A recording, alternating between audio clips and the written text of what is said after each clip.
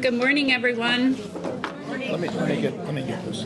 For those that don't know me, I'm the director of Osher at Dartmouth and wanted to welcome everyone here on a Saturday morning in this beautiful space here at Hitchcock, DHMC. And wanted to just give a few announcements. The restrooms, if you need a restroom, are right down the hall, at the end of the hall here to the right. And wanted to very much thank David for teaching for Osher at Dartmouth. He's been with our program since I started, which was in 1995. Very much love doing what I do. I'm still here and know many of you, and there are also many new faces in the audience that I don't recognize. And I just hope that you will, I'm sure, learn a lot on this journey with David over the next 5 Saturdays. And thank you very much for David and for Faye for being here along with you for the next 5 sessions, and have a great class. Right. Thanks, Lisa. Good morning, everyone. Appreciate you showing up. We have people coming some long distance from Tunbridge, from Point South, which is very flattering. But before I get started, there are a number of people that I want to thank. Number one is the Osher Group and Lisa, who made all of this possible. The hospital that allowed us to use this auditorium, and I should try to explain a little bit about that to you. Dartmouth, in its great wisdom, has given up 4 major auditoriums that you used to go to and I used to teach in, and they're gone. And for whatever reason, they don't exist anymore. And so finding an auditorium on campus was a real challenge. And Faye and I walked around every building, looking at every auditorium, and by far this was the most comfortable. And the problem was getting 5 Saturday mornings. And we used to use, as you know, Filene Auditorium, and we did it on Saturday mornings because the college didn't use it, and there was a good parking lot across the street. And availability of Filene disappeared. And because there are more students, more classes, and they've done away with 4 auditoriums. So this, I think, is great on Saturday mornings. The problem was that we couldn't find 5 consecutive Saturdays. So that's why we're doing it split, as you see, but I think it will still work out if you will stick with us. So I do want to thank the hospital for making this available to us. I want to thank Brian Doyle and Steve Loffman, who contributed some major money to Osher for this course, which allowed us to give each of you a booklet, which you have, and allowed us to serve refreshments at break time. And I'll have a little more to tell you about the refreshments when we get to that point. And then most of all, I want to thank my wife, Faye, sitting right here, who has put up with me for a lot of years now, and has been a major... That's the major thing, putting up with David. She checks everything I do, checks every slide. Hopefully we're not finding too many misspellings on the slides or what I might have said. As I said, I did this in Santa Barbara this past winter on 5 mornings, and things went very well. And I told the folks then, when I thanked Faye for calligraphy that she did on each of your booklets, that she looks through everything, and if there are any problems, take them to Faye. Now, having said that, I think it's, I was thinking about that this morning as I was shaving, that it's sort of appropriate to have this at a hospital, because the subject is troublesome and everybody needs to heal. The front page of every New York Times since October 7th has been screaming this problem about what you're going to be talking, and I think it probably is appropriate that we're in a building dedicated to healing. So with that spirit, I'm grateful that we have this room, and appropriate that it's a hospital. Now, this topic, which has caused all kinds of grief, not only in the Middle East, but on campuses across the United States, including Dartmouth, is troublesome. People feel strongly, as you have read about and seen, about the topic. It's difficult. It's unsettling. It's sad. Some people are enthusiastic. Others are severely disappointed. And many of us are fearful. Some people are proud. Some people are angry. Some people actually feel despair. Some people are disgusted with what's going on. Others are gleeful. And others are fearful of a disappearing sense of security. So my aim in doing this, which is explained in your second page, I think, the plan for the class, is I won't have a solution. I don't have a solution. But what I learned in Santa Barbara is that there are many folks who don't understand why there is this problem. Most people don't really understand why there is this problem. And so my goal, and I thought about this very carefully because I started working on this right after October 7th, when everything blew up in Gaza. I'm Jewish, Faye is Christian. I understand in great deal with talking with Faye what a lot of people don't understand and don't appreciate. And so my goal to be successful with this endeavor is for, at the end of it, for you to walk out and be able to say, now I appreciate why this is so difficult. And then I will have achieved my goal. I think that the press does a really poor job of explaining this to the country. And so that's what I've taken as the reason why I'm doing this. I'm here not to advocate, but to help you understand why it's so difficult. Why it is that these people can't just get along. Because that's what many people say. Why don't these people just get along? That's what everyone would love. Now, let me tell you that I cannot, in the time we have, explain to you fully the biography, the history, the background of the names of every person I'm going to mention. That's impossible. Nor can I go into great detail about every document I'm going to mention. Nor can I go into huge detail about every event that I'm going to discuss. But I can tell you that all of this is available with a click of your finger on Wikipedia.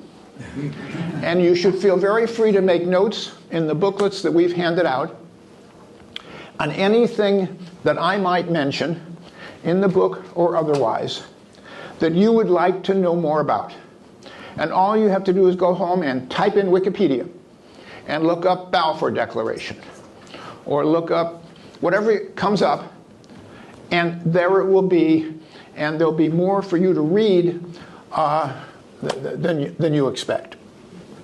So please feel free at home to make liberal use of Wikipedia. Now, in Santa Barbara, when I did this, we were able to serve lunch, and then everybody stayed for a movie. I'm not doing that here. It just doesn't work with the schedule and Hanover football games, etc. It worked out in Santa Barbara for other reasons. So in the booklet at the back, I have not only listed recommended books some of which are really, really good, and you'll see that bibliography in the back that I urge you to explore, but also movies. And when we get to the appropriate point, I may mention them to you, but there's a list of movies, and they're all available with a click of your finger on your laptop. And watch these movies. And some of them are just super. Really, really good. And I've tried to list those. So they're right in front of you also. And I also think that when someone is lecturing, they should know to whom they're speaking. So I just want to ask one simple, easy question. How many of you have visited Israel? Okay. Okay, so that gives me an idea of the group.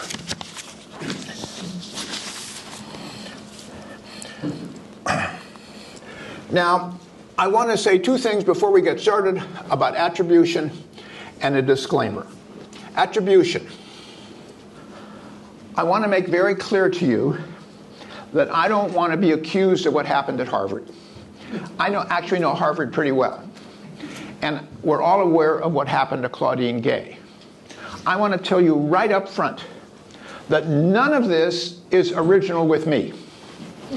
Everything I'm going to tell you, I've read, I've watched, I've listened, I've thought, I've discussed with other people. So I don't want you to accuse me of plagiarism. When you read a certain book that I recommend, and you say, oh, well, there's a paragraph, and David sort of paraphrased this paragraph. I'm telling you right up front that I'm doing a lot of plagiarizing. And I've tried to give the references as to where I've received this information.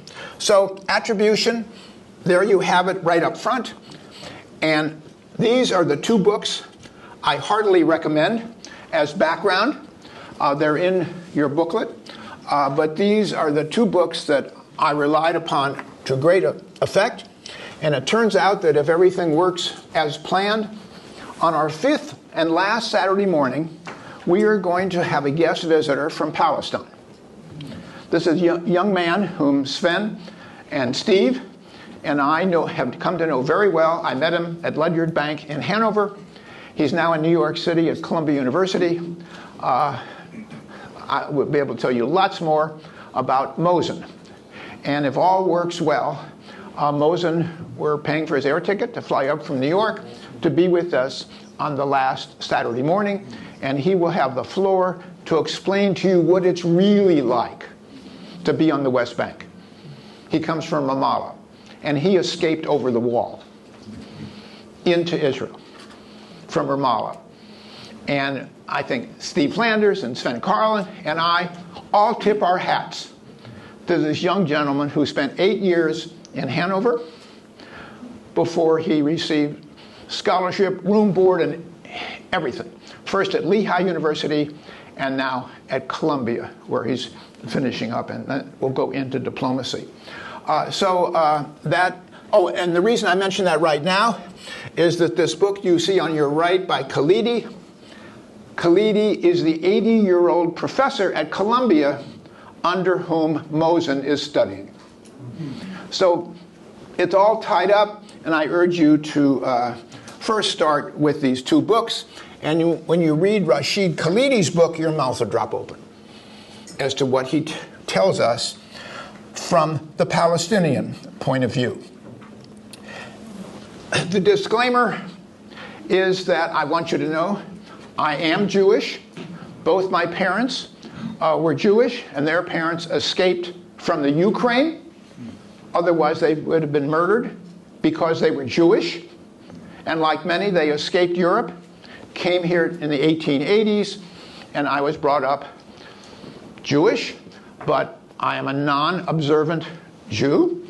Although my son is a rabbi in Pittsburgh, I am glad he's doing that, and I spend my time otherwise. I'm married to a lovely Christian woman, Faye, whom I met in Hanover here 27 years ago or so. And so I want you to know that disclaimer about myself. On October 7th, everything blew up. Faye and I had tickets. Because of COVID, we kept putting them off going to Europe. We couldn't use them for 3 years, and finally we decided I'd given enough money to Swiss Air. Let's get out of here and just go to Europe. And it was November, and who wants to be in Zurich in November? And so we figured out that we could get an Italian train and go south and try to find some warm weather, which we did. And we had 2.5 weeks of beautiful weather along the Amalfi Coast, the island of Capri, etc. But there was one bad rainy day in Sorrento. And I said, okay, Faye, I want the day by myself. And here you see me sitting at the Bay of Naples on a balcony of the hotel with rain all around, working on this class. Okay, so a few definitions before we get started so that we all come to a common understanding or not confused. What does the word Arab mean? Arab is a cultural and linguistic identity. It has nothing to do with where people live. It has nothing to do with how people pray. It is a cultural and a linguistic identity, period. Muslim refers to a religion, the religion of Islam. And people could be Arabs, they could be any other cultural and linguistic identity and believe in the religion of Islam. And these are called Muslims who embrace the religion of Islam. And thirdly, Palestinian is a location. You can be an Arab, you can be a Jew, you can be a Christian, you can be a Catholic, you can be a Buddhist, and live in Palestine. So I want these to be very clear in your mind, these differences, and not confuse them, Arab, Muslim, and Palestinian. And then further, what do these words mean? Israelite, Hebrew, and Canaanite. Those terms are from the ancient world of people who lived in that Fertile Crescent, about which we're going to talk about more. Israel itself is the land, the state of Israel, and to be an Israeli is a citizen of the state of Israel and has nothing to do with your religion. Jews, Christians, Arabs, Muslims, all can be Israelis. So we should completely understand that before we go on. And I like to do these classes. I've been doing this now here for 31 years. I like to have anybody who wishes raise your hand and ask a question, as long as it has to do with the class, and not your grandchildren or Aunt Tilly. And I prefer to do it that way and have some dialogue as we go, rather than just now it's the question period at the end. So if you have a question, it's likely that 10 others have the same question and are grateful that you've asked it. I'm sorry? David, what language are Arabs, when you say it's cultural and linguistic? Is there a particular language that Arabs speak, or is it many? Well, there is an Arabic language, and there is now a Hebrew language. And most Jewish Israelis now speak Hebrew, and probably English to a great extent. And most Arabs speak Arabic. So it doesn't matter, it's Sylvia here. Yeah, sorry. I see. It doesn't matter if you live in Iraq or in Egypt, you're going to speak Arabic? Most of them speak Arabic, but the people in Iran speak Farsi. Okay. And they have a separate language over in Iran. But they're also Arabs? But they're also Arabs. Okay. Okay. I thank you, Sylvia, and anyone else should be free to ask questions as you have. Now, yes? One quick question. Yep. Being a citizen of the State of Israel, is it theoretical that all people have all the same rights? No. No, it's not a democracy as we think of it. If you want to think of ours as a perfect democracy, I think we're on tender hooks there. We're not hearing the question. Oh, I'm sorry. Ask it nice and loud. My question was, do all the citizens of the state of Israel have the same rights? Okay, so, and that's a good, fair question, and immediately I can tell you, without being complete, that at least up until very, very recently, if you were, quote, an Orthodox Jew, you were not required to serve in the armed forces. Whether that's right, wrong, that's beside the point.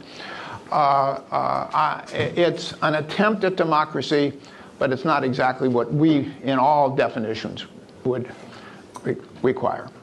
And then there are other people who are living in Israel, Palestine, and where that line is what this is all about, who don't have the rights that we think they might, living in that state.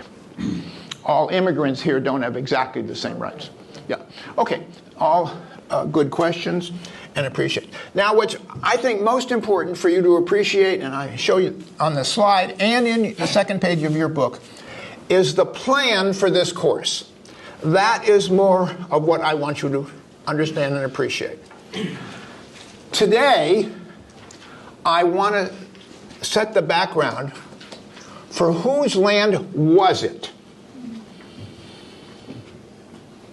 Next week, next class in 2 weeks, will be divided into two parts.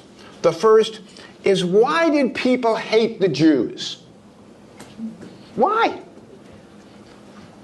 When Faye and I went down to Cape Cod few years ago and looked around and admired this neighborhood and that house and that village, etc., we were politely informed that that club, Jews cannot belong, and other people told us that on a particular village there are no Jews living on Cape Cod. And it occurred to me to think, as I think, why did people hate the Jews? You don't have to be in Palestine or Israel or Hungary or Poland or the Ukraine for people to hate Jews. Why did people hate the Jews? And that's what we're going to do next week, in 2 weeks.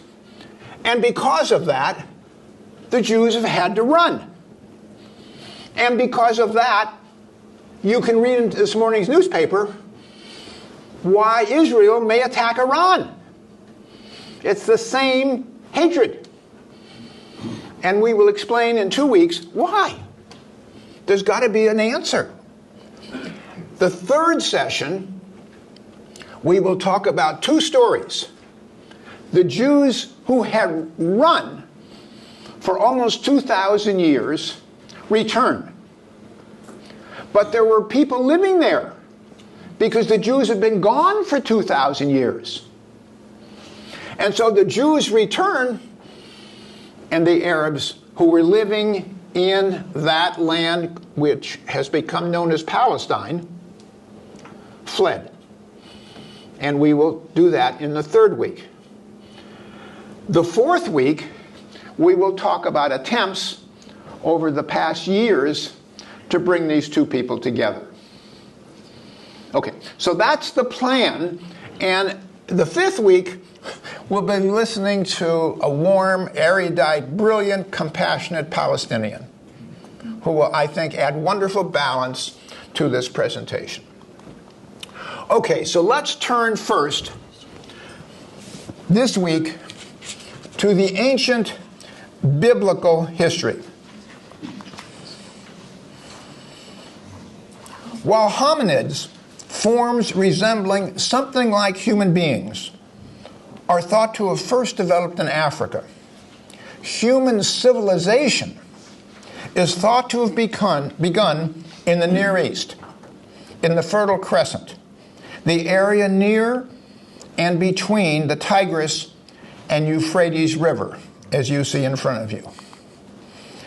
About 5,500 years ago, in the Near East, within what is known of as the Fertile Crescent, a dramatic evolution occurred. Mostly nomadic hunter-gatherers began to domesticate livestock and plant crops. A surplus of food led to population growth. People had time to do more than hunt and gather. They started specializing in different types of labor.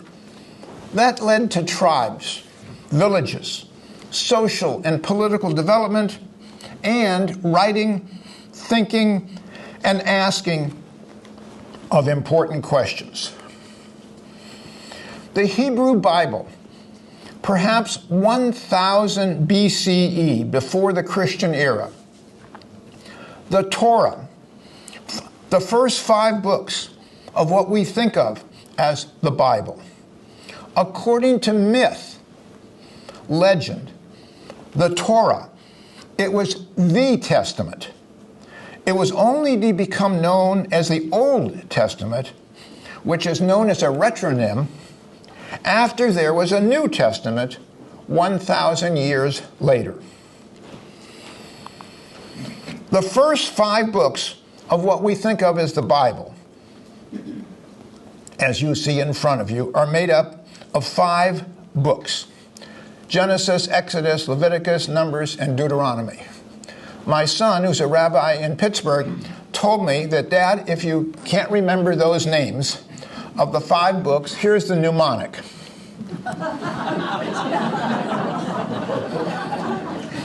And that will remind you of the... that's what you should appreciate when rabbis walk around and talk. They're thinking of mnemonics to get through the day. Abraham, born in the area known as Mesopotamia, in the village of Ur, approximately 1,800 years before the Christian era, that is 1,800 BCE, or approximately 4,000 years ago, according to the story, the myth, the legend, God promised Abraham a new land, suggesting that he take his family and belongings, leave Ur, and travel to the new promised land and start a new nation. Upon arrival in Canaan, in search of enough food, Abraham traveled westward, on to Egypt, from where he returned to the land of Canaan, the land God had promised him and his Abraham's descendants. Abraham proves his belief in God by willing to sacrifice his son Isaac. Isaac, so the story goes, was saved by an angel and the lamb slaughtered in his place. But Abraham had proved his belief in God by being willing to sacrifice his son. This is read by Jews, this story, as one of obedience, faithfulness to God, and the rejection of human sacrifice. Over 1,000 years later, Muslims would read the same story with a different meaning. It wasn't Abraham and Isaac, it was Abraham and Ishmael, about whom we'll talk in just a moment. And the story from the Muslim point of view has to do with submission rather than faithfulness to God's will, and the embracing of human sacrifice as the ideal of holiness. And you can see this play out in events now in the Middle East. Back in Canaan, so the story goes. Coming to the conclusion with his wife Sarah that she was unable to bear them children, Sarah suggested that he and Abraham have relations with that he have relations with her handmaiden Hagar, as exemplified by this painting here. With Hagar, Abraham, so the story goes, becomes the father of Ishmael. Disenchanted with a stepson and her husband's mistress, it is not surprising that the story tells that Sarah convinces Abraham to send Hagar and Ishmael away. At this point, for most of us, Ishmael falls off the pages of our Jewish and Christian Bibles. You do not read about Ishmael. We don't read about him or his descendants in the narratives we read. This is not the case in the Arab world, with those who would become Muslims. Ishmael may well have gone on from the land of Canaan, having been sent away by his mother and his stepfather on to Saudi Arabia. Years later, upon being advised by 3 wise visitors, with a corollary to the Christian 3 wise men, that despite Abraham's and Sarah's advanced ages, they are capable of being parents. Sarah, with Abraham, gives birth to a son, Isaac, who would be Ishmael's half-brother. According to the Hebrew and Christian Bibles, which we read, God grants a promised land to Abraham and his descendants, presumably all of his descendants. These events occurring in the land of Canaan. Now let's look at a family tree. I don't want this to be complicated, so there's only one little part of it that's important, and that's this. Take Abraham up here. Abraham, with the handmaiden Hagar, has a son Ishmael, who would lead on to the Arab world. Abraham, so the story goes, gives birth with Sarah to the second son, Isaac, who is born later. And then, as I will tell you in a moment, Isaac marries Rebekah, and with Rebekah, he has 2 sons, Esau and Jacob. So forget about all of this. I just put this to be complete. But you see the split here, way back in biblical stories, the split between the Arab world and the Jewish world. All the way back almost 4,000 years. The split is right there in front of you.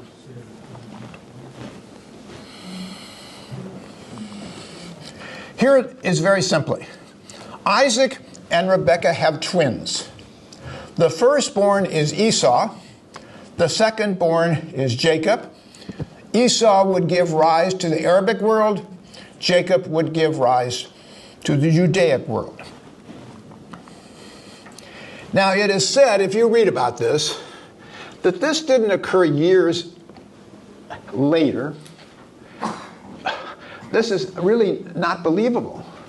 It was make a good Hollywood movie that there are stories that Sarah could feel the fighting between these 2 fetuses before they were born. Essentially, intrauterine rivalry. I mean, no Hollywood scriptwriter could make it better than that. And here you see a statue in concrete that was done of these 2 infants, Jacob and Esau, fighting with each other. It's an intrauterine rivalry, favoritism, deception, anger, and discord, which plays out today. What are the difference between these two young men? Esau, the firstborn, was thought to be strong, muscular, hirsute, full of hair, a hunter, perhaps barbaric, but since firstborn, strong, virile, masculine, was the inheritor of any birthright to be handed down by his father Isaac. He was firstborn. Jacob, who, as the story goes, was holding on to the heel of Esau, as Esau is born head first through the birth canal, and Jacob is holding on to his heel and comes out of the womb after Jacob. Jacob, as the story goes, was a mama's boy. He was sweet, kind, smooth skin, favorite. Everybody would love this little infant, but he was born second. The story goes now something like the following. Esau, strong of body and somewhat less so in mind, became at some point devastatingly hungry. Jacob, being smart, clever, if not deceitful, offered to sell his older brother Esau a bowl of lentil soup. But he would sell the bowl of lentil soup to his twin brother in exchange for the birthright handed down to Esau because he was firstborn. And what is the birthright? The promised land that God had promised Abraham. The father, Isaac, being blind at the time, was easily deceived by the younger son, handing Jacob the promised land. A land obtained by cunning, deceit, and fraud by the second-born, Jacob, and thought to be the promised land by all future Jews. When I first absorbed and tried to understand all this, I thought to myself, a Hollywood scriptwriter could not have written a better story. Jacob's wrestling with an angel, a divine encounter, symbolizes his internal conflicts, his past action of deceiving his brother and father, his personal struggle for transformation, and his desire for blessing and reconciliation. God changes Jacob's name to Israel, meaning he who struggles with God, rewarding the one who is willing to grapple with his past and seek a deeper connection with the Almighty. Jacob, now called Israel, would marry each of two sisters, Leah and Rachel, and eventually have 12 sons. The 12 sons give rise to the 12 tribes in this land of Canaan, the 12 tribes of Israel, and it was they to whom the promised land passed.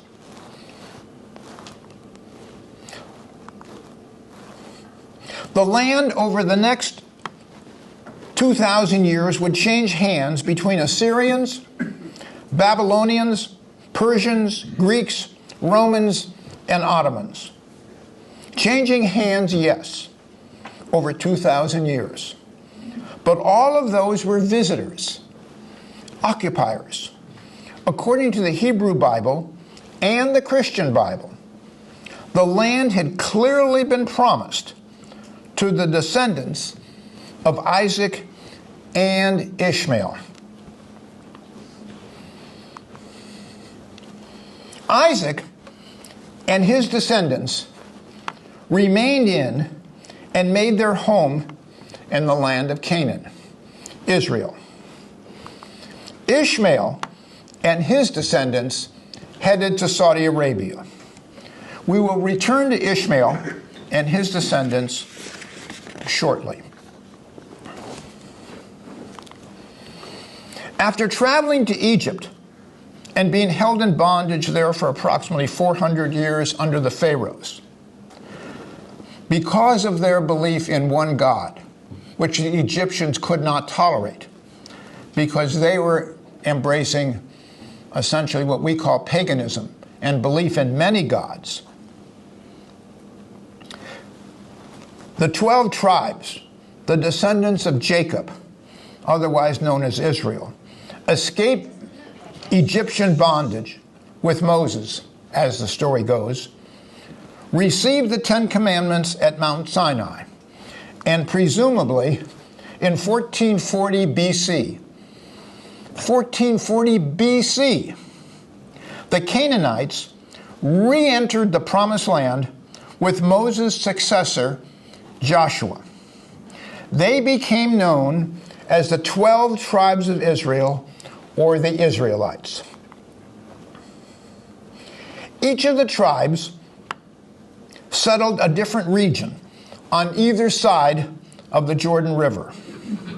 In approximately 1000 BCE, the tribes were united, forming the United Kingdom of Israel under the leadership of Saul, who was followed by King David, ruling this land. After the death of David, his son, King Solomon, ascended to the throne, building the temple in Jerusalem between 960 BC and 953 BCE. Solomon would reign until his death 25 years later in 922 BCE. That temple would later be known as the First Temple. The kingdom then split into the northern kingdom of Israel, the Israelites, with its capital in the city of Samaria, near the modern city of Nablus, and the southern kingdom of Judah, or Judea, with its capital in Jerusalem. This is the area which we now refer to as the West Bank, which is in the news, which was, we'll get to it, hotly contested. And these are the two areas, Gaza and this area, which was originally Judea and Samaria, which became known as the West Bank of the Jordan River, which comes down between what's now Israel and Jordan into the Dead Sea. And you see this area clearly as the West Bank.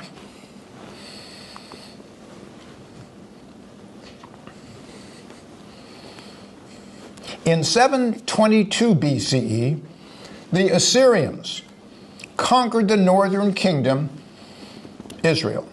They would force the 10 northern Hebrew tribes to scatter throughout the Syrian Empire.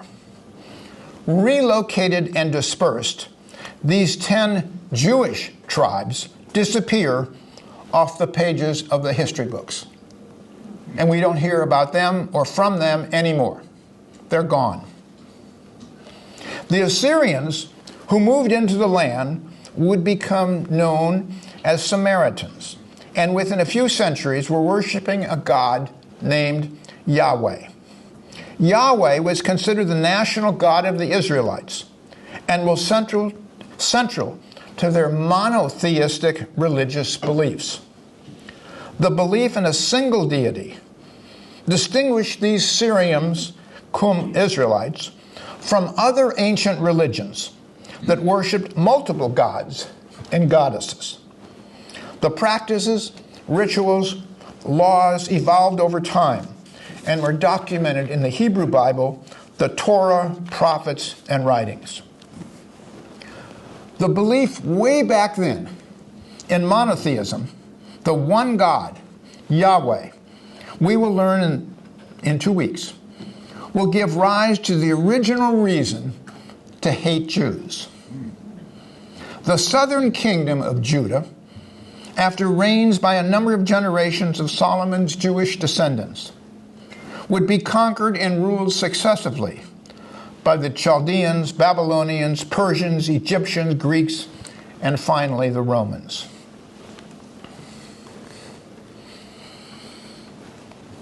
The Babylonians destroyed Solomon's temple in 586 BCE. The second temple in Jerusalem was built approximately 50 years later, after the Babylonians destroyed Solomon's temple. The construction of the second temple was initiated by the Jews who returned from Babylonian exile under Persian rule. The building began in 538 BC and completed around 516.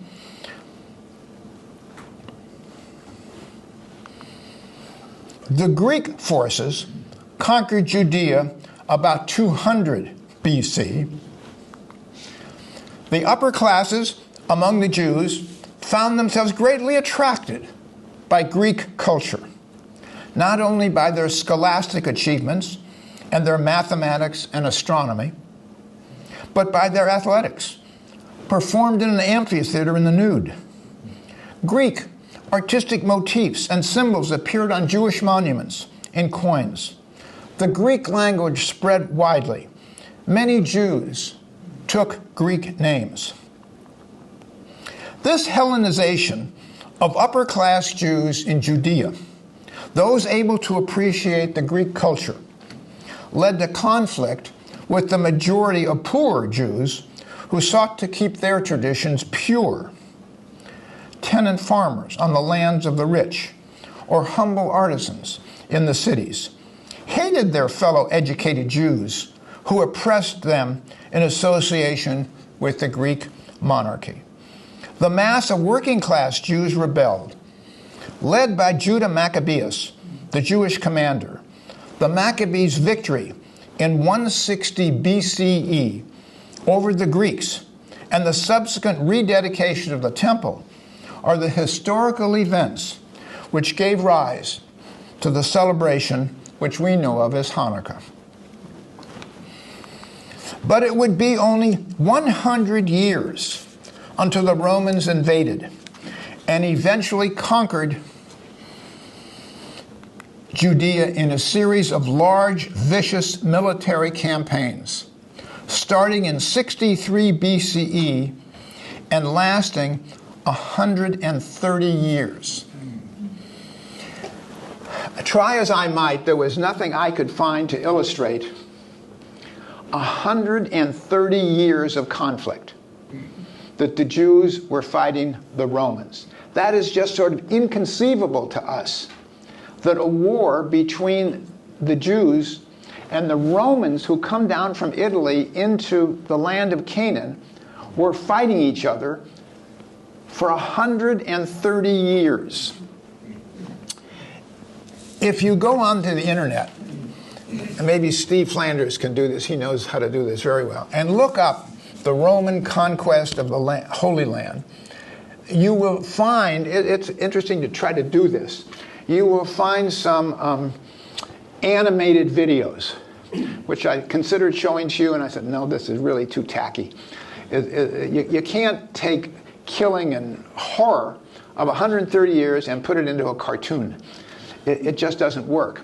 But I don't know any other better way to try to share with you the 130-year struggle between the Romans and the Canaanites or Jews. In 37 BCE, the Romans appointed King Herod as Herod, king of Judea. And he was likely, if it even was a fake, practicing monotheistic Judaism for political reasons. He wanted to stay in power over the Jews. Herod ruled ruthlessly over the predominantly Jewish population for 34 years until his death in 4 BCE.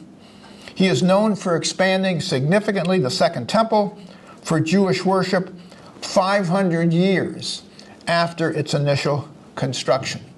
You know, you think about the age of the United States, and it's inconceivable to think of the amounts of time that we're talking about over which these events occurred. In 70 AD, after years of Jewish rebellion and attempts at defense against the Italian invaders, the Romans, under the leadership of their general, Titus, breached the walls of Jerusalem, resulting in widespread destruction of the Jewish nation, including the Second Temple, with death and enslavement of Jewish inhabitants. The best I could do is show you this painting. I don't know how to do it any better to explain to you the awfulness that occurred over 130 years of the Jewish people trying to defend themselves in what they considered their promised land from God.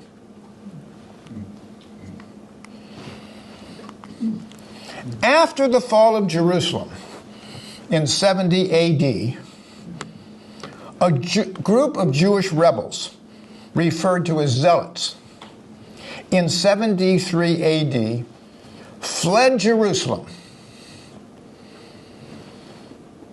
for an area just outside the city, which tourists can easily go visit, and most of us have. How many of you have been to Masada? 2, 3, 4, 5 of us. Okay. It's about an hour's ride from your hotel in Jerusalem out to Masada. Masada is a rocky mesa, 1,300 feet above the surrounding land, overlooking the Dead Sea. This spot is really important, and what happened here, to understanding today's New York Times. It's really important, and let me explain to you why.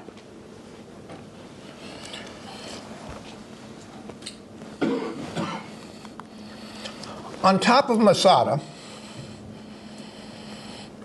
960 Israeli zealots, committed Jews, and their families, led by Eliezer ben Yair, built a fortress, hoping to take refuge from Roman rule. Led by Joseph Flavius Silva, the Romans laid siege to Masada, building a massive ramp to reach the top, as is attempt to be shown what the Romans did down in the lower right of the picture. Vastly outnumbered, these 960 Jews on the top of Masada were trapped. What a worse place to go to escape. No food, no water, no escape, nothing could be brought in. One couldn't think of a worse place to hide. But that is where they went. Vastly outnumbered, as the Romans built these ramps to go up and kill the Jews, or even worse, make them slaves. The 960 people, the Jews at the top of Masada, chose mass suicide rather than surrender or become slaves to the Romans. This is one of the largest stories of mass suicide in the history of the world. Masada has come to symbolize Jewish heroism, resistance against oppression, and the tragic determination to preserve freedom in the face of overwhelming odds.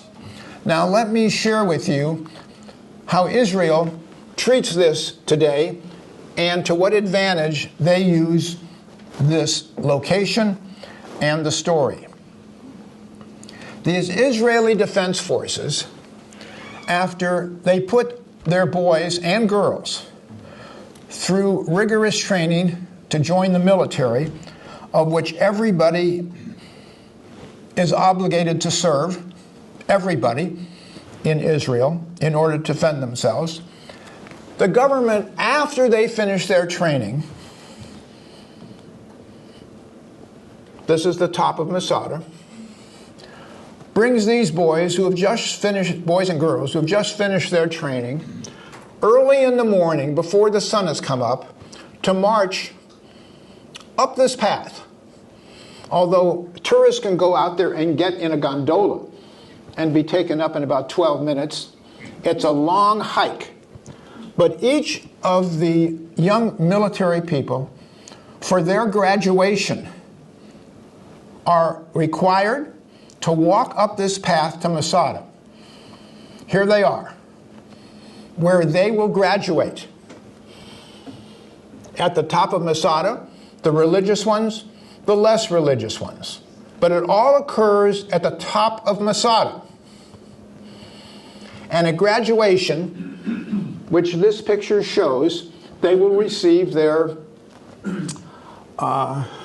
status in the military with the vow, understanding what happened in 73 AD, that they were forced out and these Jews committed suicide at the top of Masada. Every Israeli citizen who is required to serve in the military goes through this celebration with the vow, never again. Understanding this story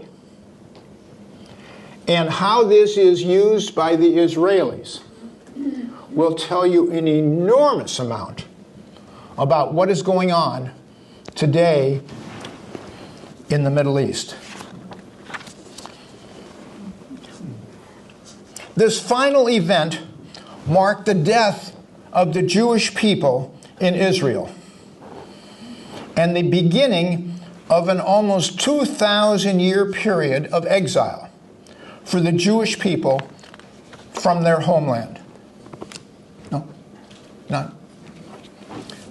The dispersion is known as the diaspora of the Jewish people, a result of their having been forced from their land. Known as the diaspora, which is the spreading of Jews across the face of the world after they were forced out by the Romans in 73 AD. This is a map, rough as it is, to show you the areas surrounding the Mediterranean Sea to which the Jews fled in the years following Masada, those who didn't commit suicide at the top. The Hebrew kingdom started with such promise and glory by David and Solomon had come to an end. The stories of Ishmael, Esau, and their descendants notwithstanding, to be told after we take a refreshment break. Now, Faith? No?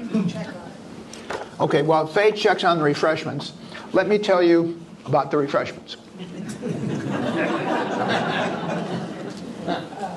When we received a very generous contribution from the wealth managers Doyle and Loftman, we were able to arrange for refreshments for you and the booklets, both of which I insisted upon. I've learned over doing this for 31 years that it's important to not only keep you awake, but to keep your blood sugar up. And I think it's important to have some coffee and refreshments. And Lisa pointed out to me that, wow, this is really easy in the hospital because they have a catering service right here. They do grand rounds and all the medical meetings right here, and they always have refreshments. If you get hungry someday, just walk down the row here. And there's usually lots of food outside. So Faye is checking whether it's being delivered. But then the question came, what should we serve? And so I went to see this very nice woman, Tanya, who runs the catering service here, and told her what we're going to be doing. And I said, what will you suggest between coffee, tea, and some? She said, well, I thought that, maybe we'll have some muffins. But I know that these are silver-haired scholars, and they might not eat a whole muffin, so we'll cut the muffins in half. and and your guest will have half a muffin. And then she said, to my surprise, she said, and we could serve bagels. And I said, oh, bagels. Well, that would be really a treat. I never thought about that, but that's a really cool idea. So then I went home all excited, we're going to have muffins and bagels. And then I started thinking about this. I want you to know how much thought goes into these classes. And I thought, you just can't serve a bagel. You need to have some cream cheese and some lox on the bagel and cream cheese. I thought, now that would be a really cool idea. So I went back to Tanya, who runs the catering, and I said, what about cream cheese? She said, that's a great idea, great idea. I said, well, I'll bring you the lox. I'll take care of the lox. So she said, well, that would be very nice of you, Dr. Bisno. That would be good. And then the next day I was shaving, and I thought, wait a minute, there's something really wrong with this. Because I got this friend Mosen, who's coming up from New York, and he's from Palestine. And I can't very well serve bagels and lox and tell people I'm doing a fair, unbiased presentation about the Jews and the Palestinians. And so I figured, what would be a Palestinian breakfast favorite? And I really didn't know. Now, how many of you use artificial intelligence? Raise your hands. One. Anybody else? A little bit? You designed it. Okay. So, Amy, do you use ChatGPT? Something like that? I use Perplexity. Oh, Perplexity. Okay.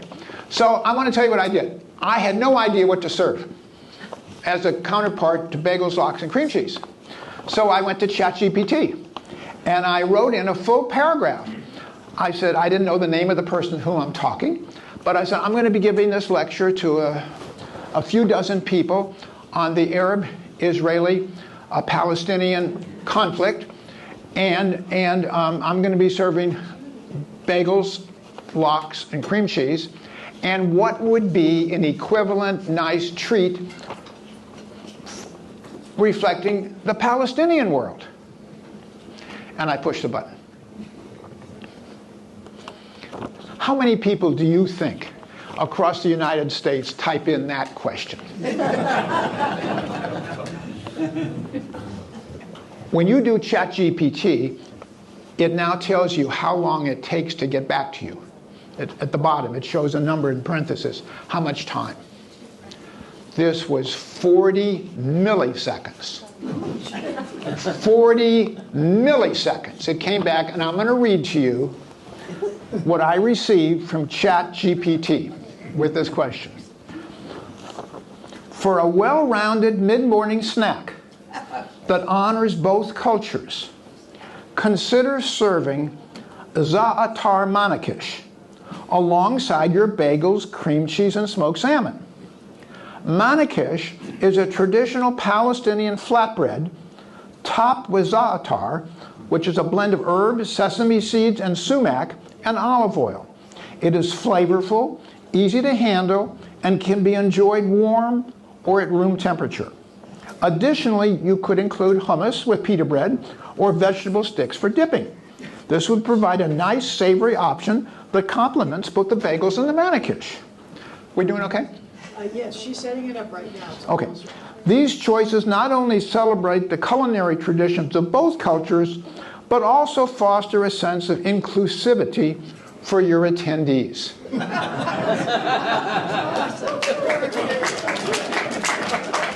That is in 40 milliseconds from the question. So although Faye really doesn't believe in artificial intelligence or doesn't like it or the way the world is going, that is a fact. That in 40 seconds gave me that information. 40 milliseconds. I'm sorry?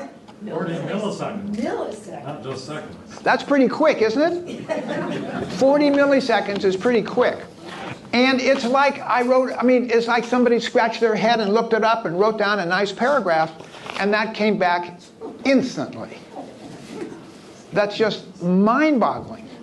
Faith tells me they're setting up the bagels, lox, and manakish right now. So I think we have a few minutes, and I'm happy to answer a few questions, and then we'll take a break. Yes, nice and loud so everybody can hear. Why don't you ask Chat, whatever it is, ChatGPT? yeah, how to solve the problem in the middle of the Okay, that's a good question, and in fact, I did something very similar to that. I wrote in, and you should do this, write in, how would the Palestinian and Jewish viewpoints view the problem that's going on? And you will get a very reasonable, thought-out answer. Now, let me tell you how my introduction to ChatGPT happened, because I think it's cool. I don't know, if you think back to the 3 worst hours of your life, everybody's got a story about something. The 3 worst hours of your life. I think the 3 worst hours of my life was at a final exam at Harvard when I was a sophomore. And you were required in those days to take courses in art, music, literature, etc.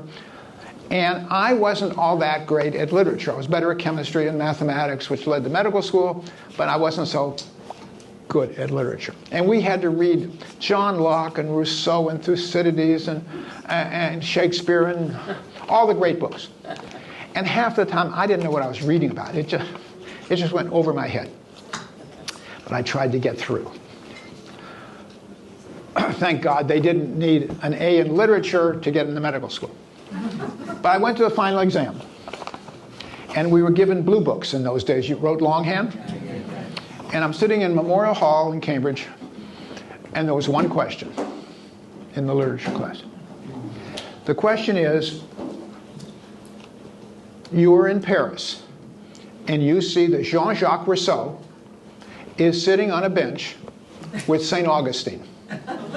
Now, St. Augustine lived about 500 years before Jean-Jacques Rousseau. And we had supposed to have read St. Augustine and the Confessions of St. Augustine and Jean-Jacques Rousseau. And the question was, for the next 3 hours, develop a dialogue of what Jean-Jacques Rousseau and St. Augustine might have said to each other, sitting on a bench in Paris. I broke into a cold sweat. My college career was over. I'd never graduate, much less get through sophomore year. I'd never go to medical school. I thought, well, I'll become a camp counselor in canoe for the rest of my life. And I broke out in a cold sweat, and it was horrible. And I still remember it, and I still occasionally wake up with nightmares about that 3 hours. It was horrible. No question, it was the worst 3 hours of my life. So about a year ago now, Aaron in Pittsburgh calls me up and says, Dad, there's something new you got to try. It's called ChatGPT, and it'll answer anything. Just type in. It may take, back a year ago, more than 40 milliseconds, but it'll answer. So I said, all right, I got just the right question for goddamn ChatGPT. And I write into ChatGPT, Jean-Jacques Rousseau has a conversation with St. Augustine. Please write an essay, maybe 2 or 3 pages, on what they would have said to each other. Click. Blah, blah, blah, blah, blah. And out comes 3 pages of dialogue, which was pretty damn good. It was 3 pages that I could have taken and, added a little bit, made it a little smoother, but there it was. It was 85% really good, and one could have easily added a bit of flourishes and turned it in as an excellent, excellent paper. So I became convinced about ChatGPT a year ago when Aaron told me to try it, and I tried it with St. Augustine and Jean-Jacques Rousseau. Are we ready? Okay, so now it is our pleasure to offer you morning refreshments, both Judaic and Palestinian.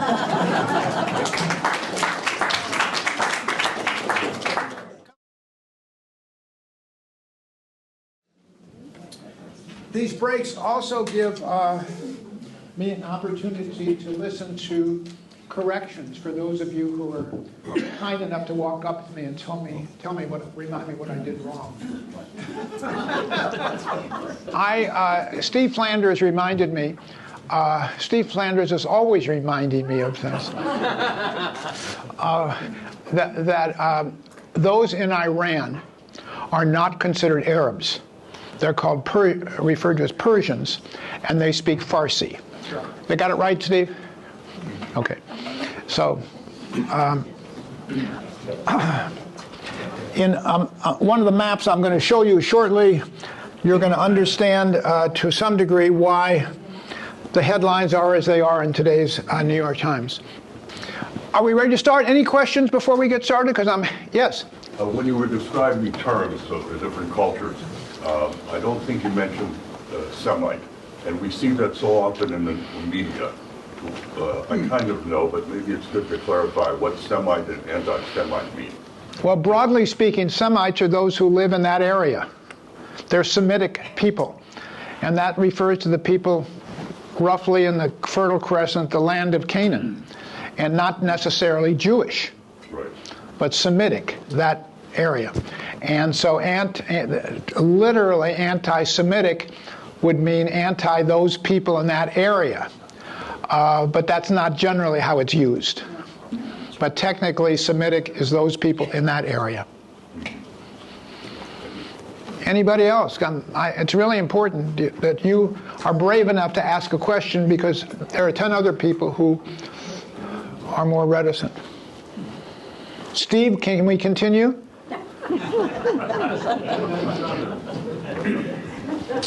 Okay. So now, let me share with you a timeline, or timelines, which I also tried to reproduce in the book. I learned by doing this in Santa Barbara last winter of what I needed more to include in the book and what less, and this was one of the things. They also wanted the map of the family tree of Abraham, Isaac, and Jacob, Esau, Ishmael. So that's in your book. Also, there's a page in your book for which I apologize. The printer who did the printing, Lisa, put a little Post-it note on one of the pages because the word Sarah wasn't correct, so she corrected it. And whoever did the printing down at Dartmouth Printing just put the whole sheet in with the Post-it note on it. So you'll see that on one of the pages. I apologize for the copying of the Post-it note, but you will see these timelines, and I think these are really, really important. So let's review this for a moment to appreciate the Middle East. Going back 2,000 years before Jesus. This is way back. And this is not biblical history. This is real history. In this land were those referred to as the Canaanites. We go back approximately 2,000 years, and this was the era and the stories that came out with Abraham, Isaac, and Jacob that I told you about. Abraham presumably was the first person in the world to have chosen to be Jewish. Isaac was the first person to have been born Jewish. And so goes the feeling in Israel that you're born into this family, not something that's elected, but you're born into this family. And after 1000 BC, at the time of King David, King Saul, King Solomon, now we're 1,000 years before Jesus. They were known as the Israelites. They had gone to Egypt and come back into the land of Canaan up to 586.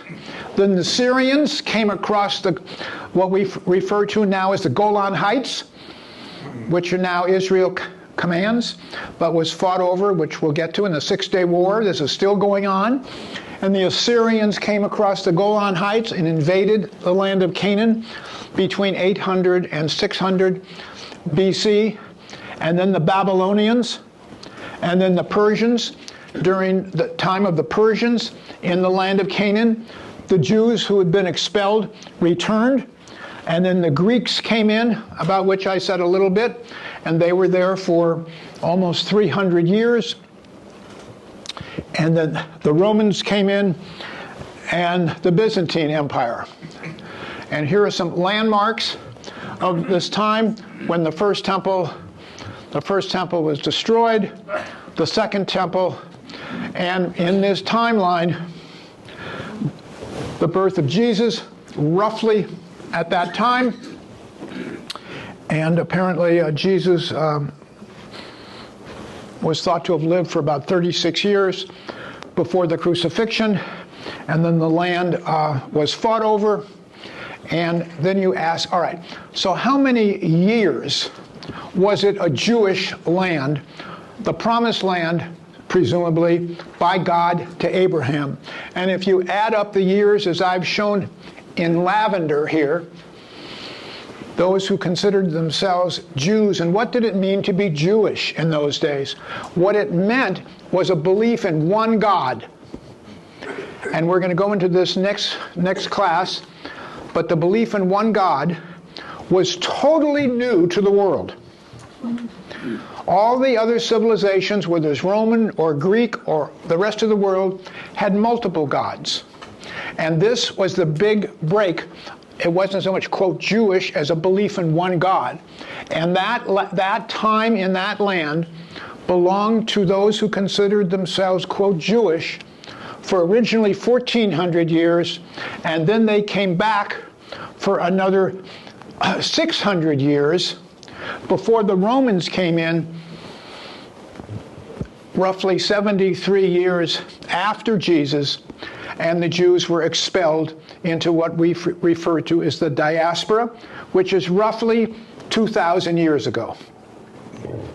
So this is the timeline that underlies the story. And what about more recently, and the rise of the Muslim world? Muhammad and Islam occurred 600 years after Jesus. In the land were a group of Arab caliphates, and then between 1,000 and 1,200, the Crusaders left Germany and left France, massacring as many Muslims and Jews as they could as they marched across Europe and down into this land. And for between 1,200 and 1,500, you had various Muslim dynasties in the area. And then the Turks took over, and this land became, for 400 years, never a state of its own. There never was a state there, but it was controlled by these different empires, including the Turkish Empire, for 400 years, right up to the end of World War I. We'll get into this whole story in 2 weeks of what happened, of the return of the Jews from Europe as they were being persecuted. The British controlled, didn't have a state. There was never a state there after King David and King Solomon. Those were states. There was never a state there after King Solomon and King David and King Saul until 1948, when the United Nations and Harry Truman declared the land the State of Israel, and the area was divided between the Palestinians and the Jews.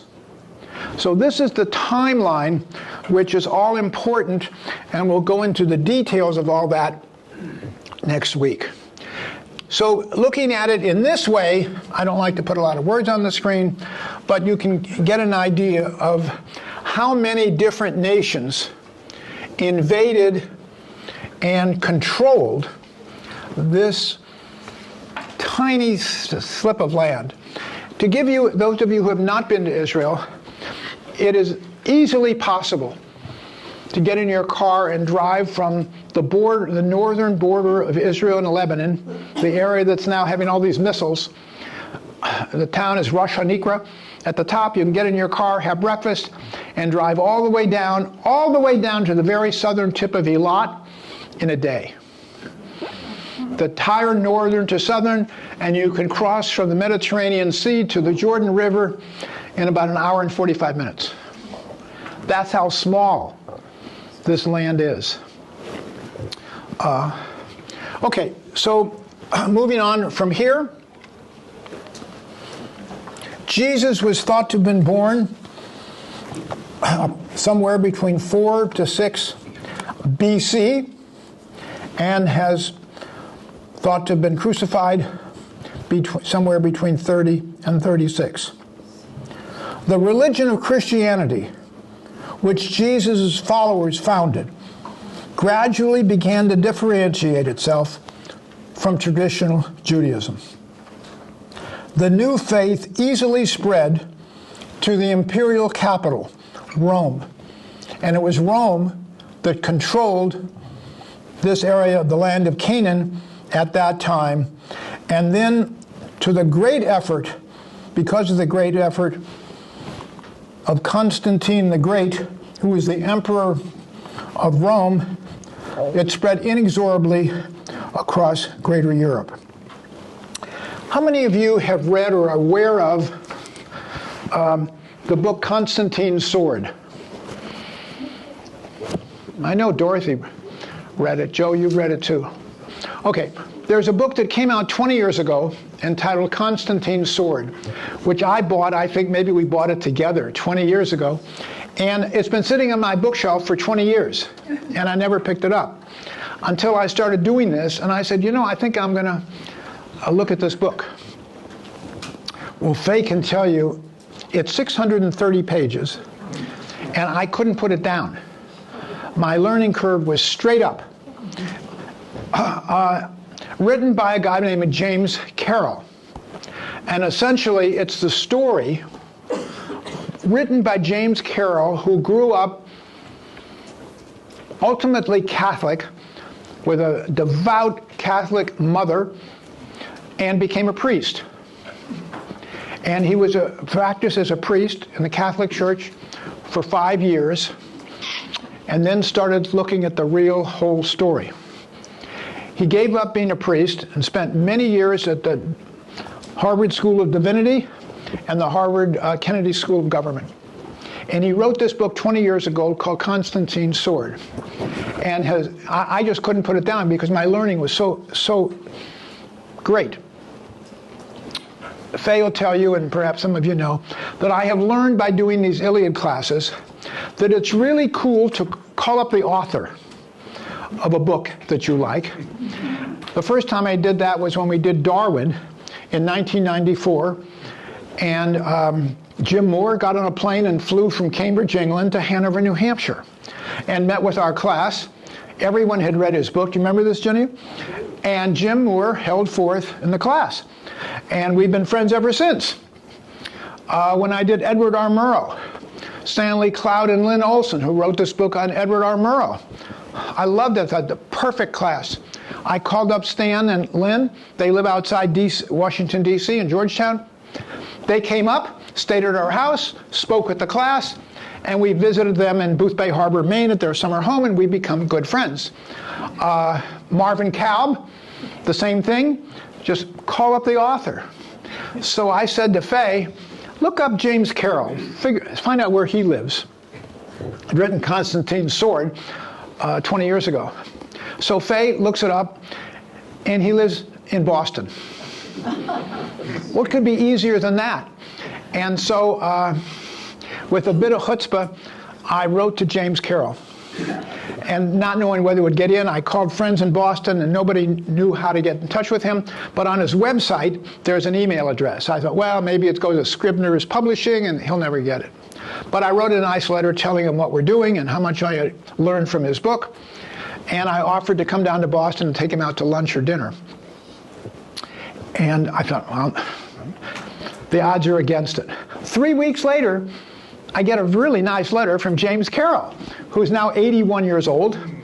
I still don't know exactly where in the Boston area he lives, but he said he's so hard at work on the campaign right now that he doesn't have time to have lunch or dinner, but he looks forward to doing that at some future time, and I sent him the syllabus of the class and told him that how much I learned from his book. So it was another attempt to reach out, but his book makes very clear the story of Christianity across Europe and the spread of that, starting with Constantine the Great, about which I knew almost nothing. So appreciating that, we need to ask what happened to Ishmael and Esau and their descendants. The descendants of Ishmael apparently departed the land of Canaan and presumably chose to go to Saudi Arabia, where they became known as Arabs.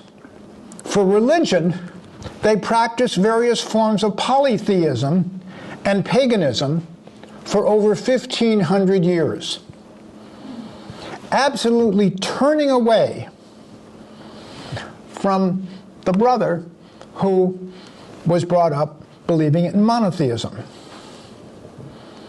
They belonged to different tribes and communities, each with its own religions and gods, customs, beliefs, and practices. In 622, 600 years after Jesus, and approximately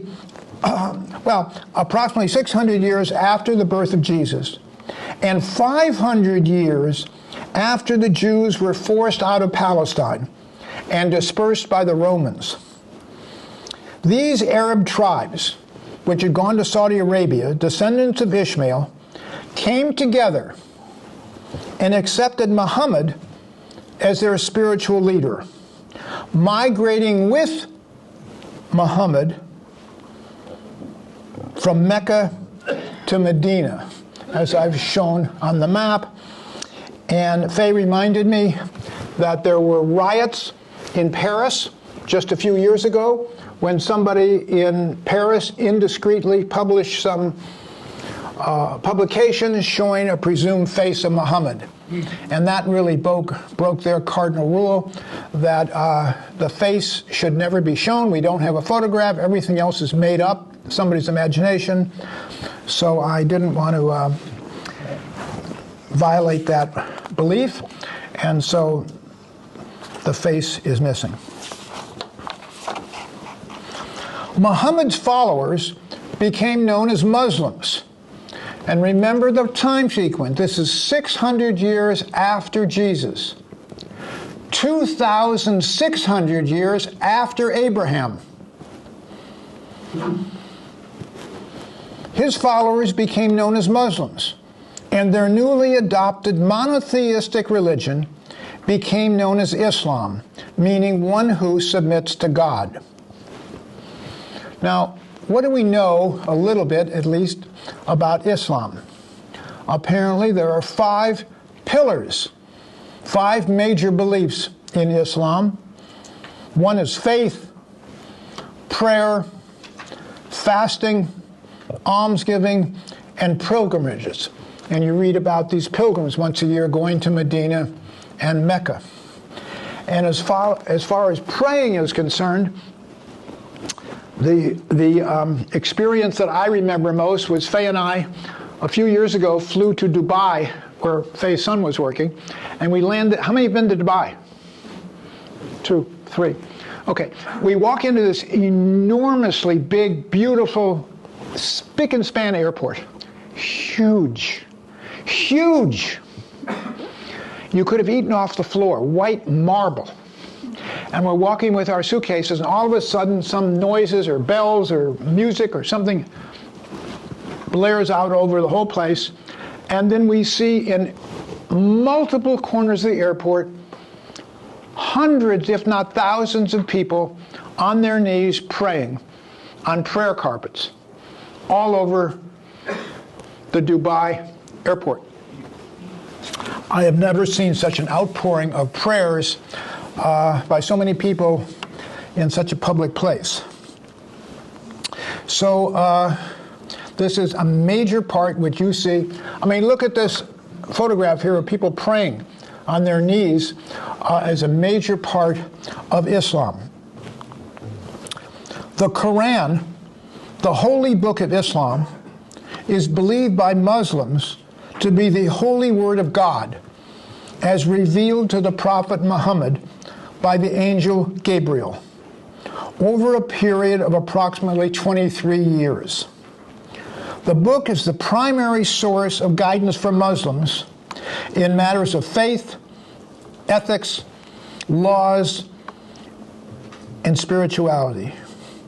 Believing that that book by Muslims is the holy word of God is similar to Orthodox Jews, who believe that every word in the Bible, in their Torah, their commandments of what to eat, what not to eat, what's a holiday, how to pray, what to wear, all the customs of what we think of as Orthodox Jews, is not dissimilar from those who believe in the Muslim faith that every word of the Quran is the word of God. So there are these similarities, and both of them are monotheistic religions. So within the Muslim world, you and I hear about the differences between Sunnis and Shias. And for a long time, these two groups were very fuzzy in my mind. I couldn't keep them straight, and who's Shia and who's Sunni and what's the difference and so forth. And it doesn't need to be a mystery anymore, and it helps explain today's front page of the New York Times. Because if you look at this little table I did here, the Shias are essentially absolutely committed Orthodox. They believe every word in the Quran is the word of God. The Sunnis are more liberal. They would be like, I don't know, Reform conservative Jews, not the Orthodox, who believe that every word is the word of God. And within the Islamic Muslim world, they come with real differences. Succession. In the Shia world, in order to have control, you must be part of the family. It's passed down by heredity. The Sunnis absolutely disagree with that and feel that they can vote and have their thoughts expressed. And I use the word consensus. In leadership, the same thing. Leadership for the Shias are only by the imams. Leadership, Sunnis, by consensus. Religious practices, they each have their own. And in jurisprudence, there's a major break by which they practice the laws that they... So you get this big difference, akin to the difference between Orthodox Jews and the rest of us. So how does this play out in reality? Well, it plays out in this morning's New York Times. Because where are the Shias? The Shias are in dark green, and this indicates that between 75 and 100% of the areas in dark green, the 75 to 100% are Shia. And where are they? They're in Iran. They're not referred to as, Steve reminded me, Arabs, but they're in Iran as Persians. Yemen, Iraq, and Lebanon, where Hezbollah are largely Shia. This is what's playing out in the news. And they are out to destroy the state of Israel. And this is why Biden and the news today is the concern for tiny Israel here of these three areas, the Houthis in Yemen, the Hezbollah in Lebanon, and the Iranians are all Shia.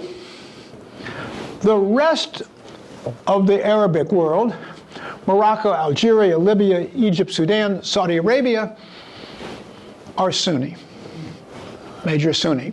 So understanding this geography is important for understanding the calculations that are going on not only in Jerusalem, but in Washington, D.C., and understanding this map.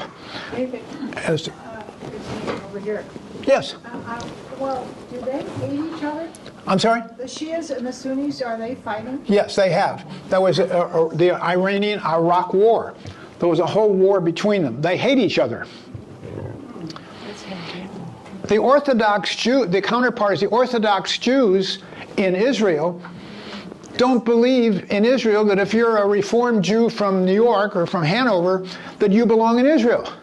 Unless you believe, as they do, that every word of the Talmud is the word of God. These are fanatic, believing people with very little tolerance for anyone else. It's on both sides. Any other questions? Yes, the Sunnis and Shiites hate each other. Yes. So there's an issue between the two sects, the Shiite and the Sunnis. Loud for everybody? Yeah.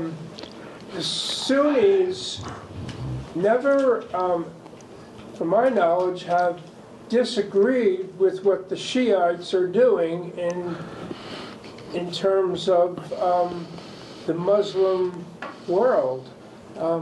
I don't understand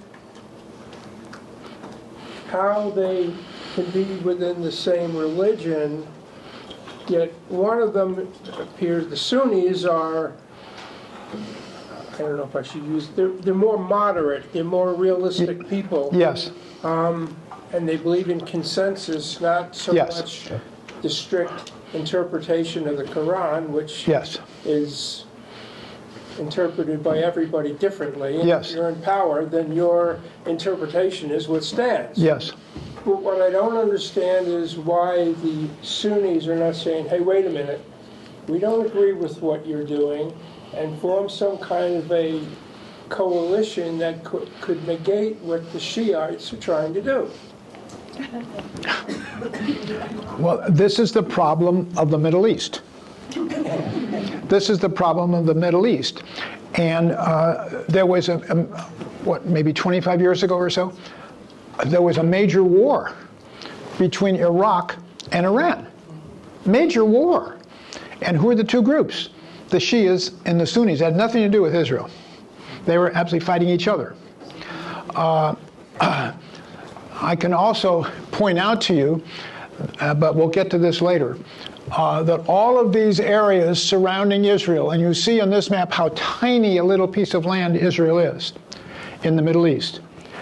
And we'll get to what happened to the Palestinians, 1946, 47, 48.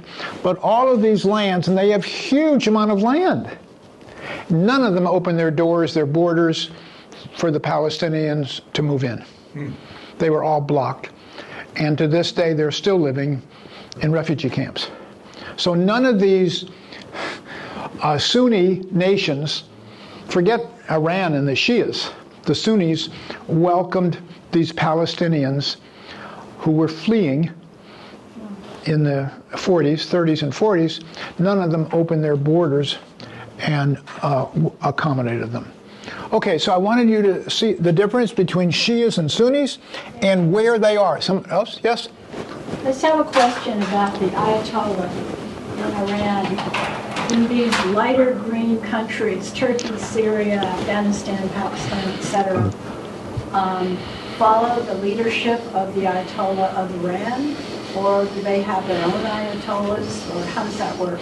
Well, I'm not an expert on that, but I can show you from this, reading from this map, that approximately Turkey and Syria, as indicated by the color here, is roughly split between Shias and Sunnis.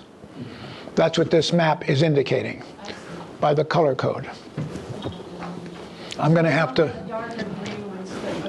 The darker green is the more orthodox Shias.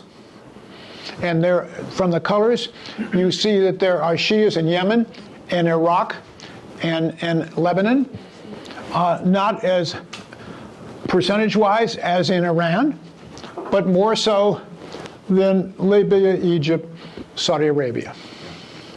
So that gives you a general picture of where the people are who have these strict or less orthodox beliefs, which makes all the calculations in Jerusalem and in Washington, D.C. The Quran, looked to as the holy book by both groups, does not mention the concept of a promised land. The Quran does mention prophets and stories related to Abraham, Ishmael, and Isaac, but it does not mention a specific promised territory for their descendants, nor territorial entitlements, or the division of lands based on ancestry. With the Jews gone from the Promised Land after 73 AD, who lived in Palestine for the next 1900 years anyway? The fact is, the area was controlled and lived in by numerous groups, empires, and movements. Following the Romans, the Byzantine Empire controlled the region until the 7th century. Then the Islamic Muslim caliphates took control. The third most holy site for Muslims, the Al-Aqsa Mosque, a place of worship, and the Dome of the Rock, a shrine, were built by the Umayyad Caliph between 688 and 705 CE on what is known as the Temple Mount in the old city of Jerusalem, yards away from the only remaining remnant of the Jews' second temple, what you and we refer to as the western wall of that temple, built 1,200 years before and destroyed 700 years before. How many have visited this mosque? Yeah, you can't go to Israel and not visit this mosque in Jerusalem. On the spot of the dome, oops, let me go back. On the spot of the dome, Muslims believe their prophet Muhammad ascended to heaven in 620 CE. According to Jewish tradition, it is on this spot that Abraham prepared to sacrifice his son Isaac, the story of the binding of Isaac, to prove his belief in God. Tradition has it, that God asked Abraham to sacrifice his first son, Ishmael. Then for 200 years, from the 11th to the 13th century, the Christian Crusaders replaced the Muslims as controllers of the Holy Land, explained so detailed and so beautifully by James Carroll in Constantine's Sword. After the Christian Crusaders' rule ended in the 13th century, Palestine was once again under the control of various Islamic dynasties, including the Mamluks, a slave soldier dynasty. The Turkish Ottomans, centered in Istanbul in the early 16th century, then took control of Palestine and made it part of their huge empire for 400 years. Now we're in the modern era. From 1500 to 1900, the land that we're talking about, the land of Canaan, referred to generally as Palestine, was controlled for 400 years from Istanbul, Turkey, without it ever having been a state. During this time, Palestine had a diverse population, loosely controlled from Istanbul, that included Arabs, Jews, Christians, and multiple other ethnic groups. After World War I and the fall of the Ottoman Empire, when the United States, Britain, and France won over Germany and Istanbul, the British took control under what was known as the British Mandate. Now this area, after all of these groups had control of this small sliver of land, the British took control. The Palestinian Jews had controlled the land for 1,400 years. The Palestinian Arabs had controlled the land for 1,100 years. It's fair to ask the question, after the British and today, whose land is it anyway? It's a tough question. It's a really tough question. So at this point in thinking about how to do this class, and essentially what happened, which we'll go into detail in 2 weeks, what happened with the British controlling this land from 1917 to 1948, and the Jews returning because they were fleeing from being killed in Europe. They admittedly, forthrightly displaced what is referred to as an indigenous population. That is what happened. And we'll learn in 2 weeks that 750,000 Palestinians fled their homes as the Jews returned. It was a horror scene, a nightmare. But to understand this indigenous displacement of local people, I called up a Dartmouth faculty member, of whom Faye and I are very fond, and I asked her who would be the best person to talk to on the faculty about the displacement of indigenous people. And she said, well, there's no question about it. You need to go see Professor Bruce Dutu. And I said, who is he? Do you know him, John? And I called him up. He said, sure, David, come on over. Let's have a talk. So Professor Bruce Dutu at Dartmouth is head of the Department of Native American Indian Studies. And so I went over to see him. He's a totally wonderful, nice guy. And we sat down and visited for a while in his office. And I told him what I was doing with this wanted to do with this class, and wanted to talk about indigenous populations and what happens to them. And of course, this is what Native Americans know all about, is that it's us, we English, Christians, white people from Europe, who displaced an indigenous population. And there's nobody you could talk to more feeling about this than the professor at Dartmouth, whose whole life has to do with the displacement of indigenous people. And he pointed out to me two very important facts, two doctrines: the discovery doctrine and the doctrine that might makes right. Whether it's right, to the victor go the spoils. And so I said, he said, David, of course you know about the discovery doctrine. Well, I said, Bruce, I'm not sure I do. He said, well, let's go back to basics and understand the discovery doctrine. And the discovery doctrine is the following. And he gave me a bunch of books to take home and read, so bring me up to snuff.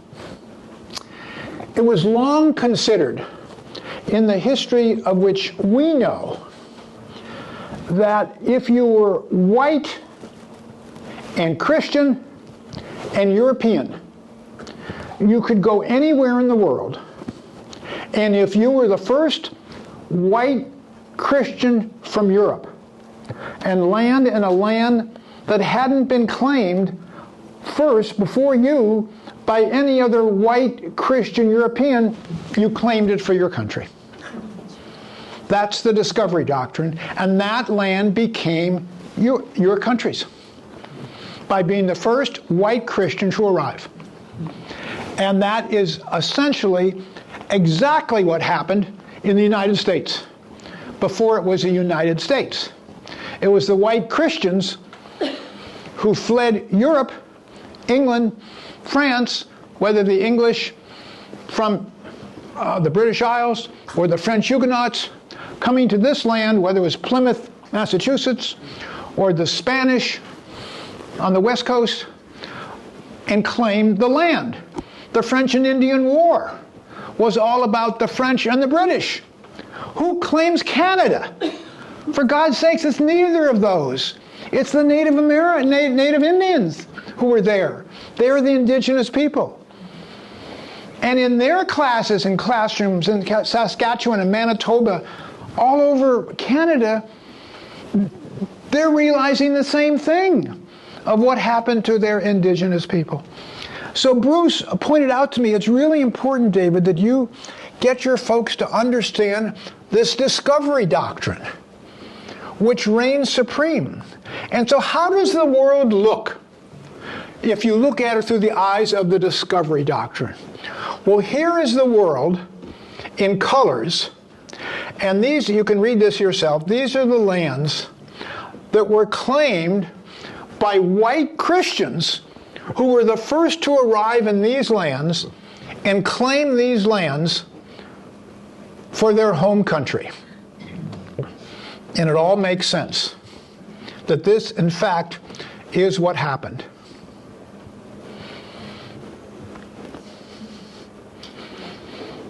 It's pretty shocking. So much of South America and Mexico there are red. Yeah. That's a different story? Apparently, Steve, so I wondered the same thing of why South America, because you have Brazil is Portugal, and the other is Spain, and that would be a more nuanced answer, and I don't have that right for you. But I'll give you Bruce's phone number, Steve. I can quickly tell you about Brazil versus the rest of... Okay, good. Share it with us. Before Brazil was discovered, the Pope divided the world between the Portuguese and the Spaniards. And so he took a longitude line and said to the west of that is Spain, to the east of that is Portugal, and then Brazil was discovered, and that was on the Portuguese side of the demarcation line. So that's how it became. Yes, and it was the Pope who did this. Right. I remember Bruce telling me that. Yeah, the Pope in Rome divided South America as to which country in Europe is going to control and be in charge of the lands in South America. They didn't even know what the size of it was. Had no idea. So this is the history of the world and the displacement of indigenous people and what we did to the Native Americans. And I have to ask you, are we about to give it back? Or give a reparation. Do you know of reparations? Yeah. The American government carved out beautiful pieces of land called reservations, the land that nobody wanted in the United States, the worst of the worst in the state of Washington or Minnesota or Wisconsin or North Carolina, and gave it to the Native Americans. And they could live there tax-free. And they took some of that back after they decided it's not such a great idea, we're going to change the boundaries of the reservation. And to Dartmouth's credit, they're the one, I guess, the college in the United States that has opened their doors with considerable effort, I don't know all the details, to the Native American population to come to Dartmouth. So when you walk in Baker Library up to the reading room and see that Indian on that table in the very, very center, you have to appreciate this discovery doctrine. I remember walking in that second floor reading room, that beautiful room, and there right in the middle is this Native American on a horse, wondering what happened to his land. So this was sort of a sobering discussion I had with Professor Dutu around the corner here. And then he said, you know, there's another doctrine which you need to have your students appreciate, and that's that might makes right. And fortunately, unfortunately, that's just the way it is. We have more Army, more military, more guns, more ammunition than the Native Americans. So they don't stand a chance. They would stand a good chance in court, but not on the battlefield. And this is playing out and being described on the front pages of the New York Times with regard to the Middle East. Might makes right, and I only say right in the terms of persevering and who will win. And we can talk about that more. So with these two doctrines in mind, I want to thank you for coming today, and I will look forward to seeing you in 2 weeks, and you appreciate that we have to do 2 weeks because of the availability of this room. Any questions before we, I don't know. Yeah, Faye. I say that Lisa has sort of put everything together out there that is left over. And if anyone would like some leftovers, there are a few. There's no more salmon. And the Palestinian food is almost decimated. I mean, everyone loved that. It was delicious. And there are a few bagels left, and there are boxes for you to put them in, or plates. So if you want any leftovers, please help yourself. Please help yourself to refreshments, because Lisa wrote me and said, David, you've ordered all this food. What's going to happen to it afterwards? I said, Lisa, I think we can take care of that. So you need to help me with that. And Lisa said that she took notes of what everybody liked the most and what's left behind, so that she could tell them a little bit more of that this and a little bit more of that. So in 2 weeks, we'll have it more tailor-made. And I'll look forward to seeing you in 2 weeks. Oh, somebody asked me, a couple of people asked me about video recordings of these classes. They are being video recorded by the group, what is it called? Junction? Arts and Media. Yeah, Junction Media out of White River Junction.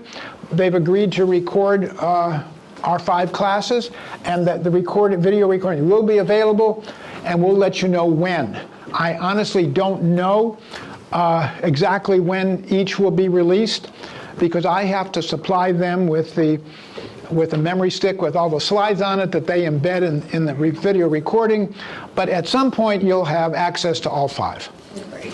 So enjoy the game this afternoon, maybe if you're going to the football game, and we'll see you in 2 weeks. Thank you.